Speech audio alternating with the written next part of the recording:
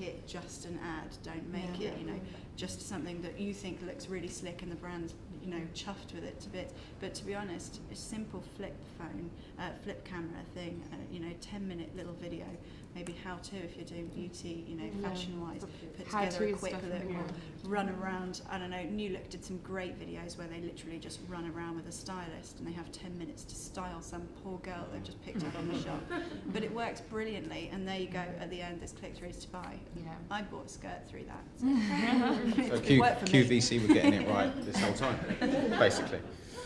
Just a question for us to really improve what we do for affiliates and merchants. But would that be something interesting for affiliates if we could ask our merchants to provide you with some videos? I mean, generic for everybody or specific ones for some affiliates, or would that be interesting for you, or would you use it? If I'd written a post on something, I would put a video on as an extra, but I wouldn't substitute what I do. Obviously there would be, you know, a feature. Yeah, no, but no, a video with where you could click through and, you know, it would be tracked. Yeah, that'd be great. Happy to put those on. Yeah, you're welcome. I'll get those to you, Mandy.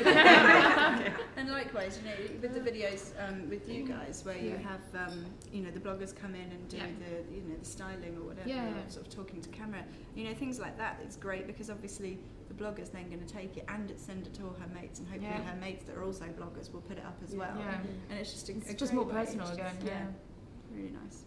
And also, it kind of is. The how-tos definitely work, that sort of authority of a stylist or a fashion blogger to come in and show you how to do something, that definitely works. Much better than just an ad, more having an educational touch to it.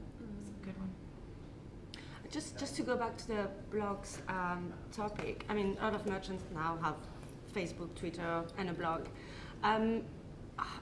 We've got some merchants who've tried to have an affiliate blog. It didn't really work. So I wanted to know, you guys, how you feel about that. Do you think it adds value? It's interesting for affiliates? For you affiliates, do you think it's interesting? Which kind of contents would you like to see in that? Do you mean the merchant has their own blog? For affiliates, an affiliate blog. So only content for affiliates, news about the industry, whatever. But most of the merchants who've tried it, it was really not interesting, to be honest. So it was really about promotional stuff and everything. But would that be something you would like to have, or that we should push to our merchants? Or?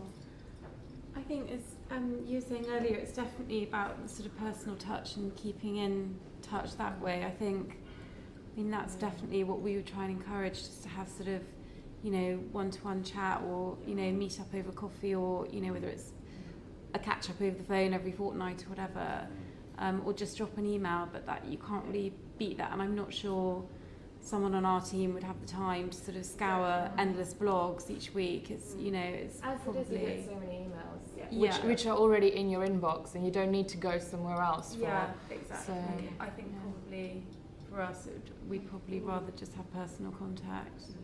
Yeah, I agree.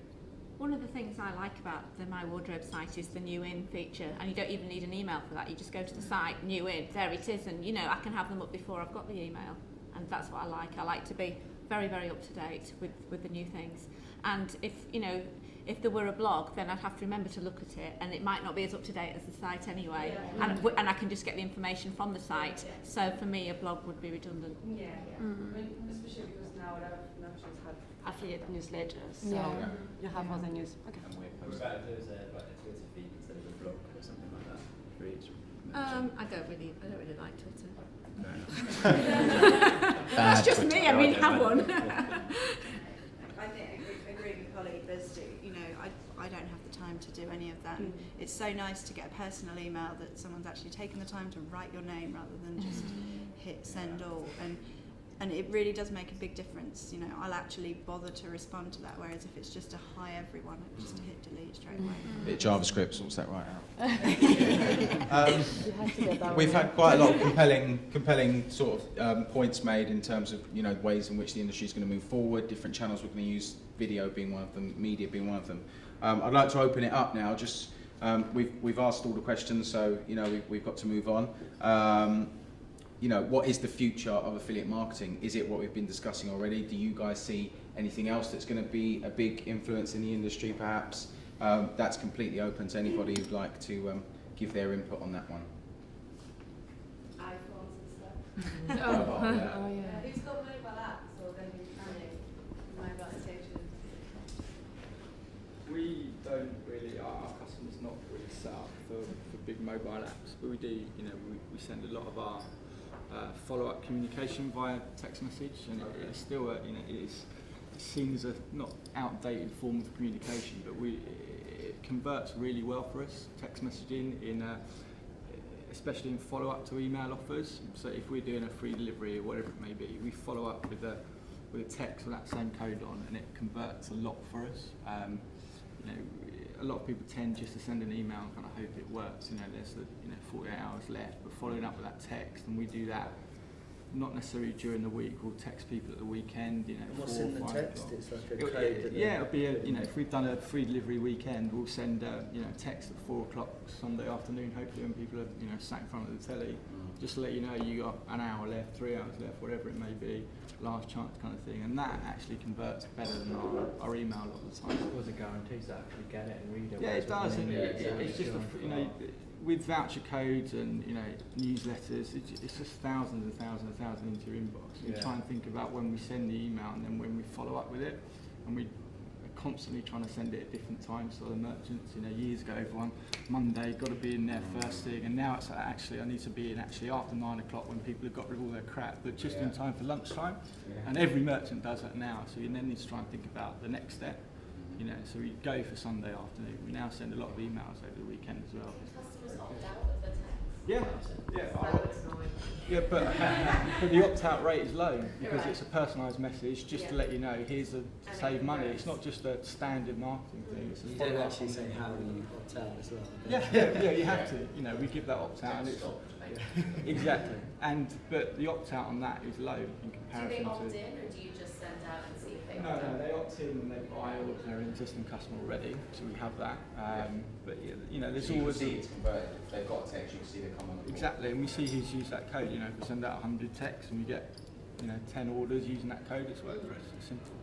So we try, and in terms of that, it's still difficult really to sell clothes even on an iPhone. It's still quite difficult to do it. If you don't have an iPhone, it's even bigger struggle Who to doesn't buy. have an iPhone? I don't. And it's a bigger struggle to sell it on, just a normal smartphone. It's a small screen. How do you sell a pair of, 200 quid jeans? It's impossible to do. So how often would you send the text messages out? No more than once a month, probably. I So get the it's- text messages myself, and it does honestly make you think about what you've seen previously on the email, because you could have just opened an email and been like, okay, right, next one. And when you get the text message, it really does draw your attention back to what you've seen. You think, oh yeah, okay, I've only got 2 hours, I'll go and check it out. So I definitely think it works. So that, for us, is right, rather than trying to sell via mobile technology at the moment. I know that H&M have released an iPhone app as well recently. Is that something that anybody else is going to be doing? My Wardrobe, you're going to be doing an iPhone app, letting people have a catwalk on their phone, put the clothes on. The iPad actually. Oh, you got to the iPad? That's an HD. Yeah, an HD as well. So no, we are considering both iPhone and iPad, but it's very much in the beginning stages. So we're not quite sure what content it's going to have yet. So we're going to have to see. How do you see it being a part of your affiliate marketing strategy? I don't. Yeah, okay. Because we've got some affiliates who are using like Voucher Cloud and other people like that. So it's really just the beginning. Yeah. What do you think, you affiliates people? How do you think you could use this kind of thing?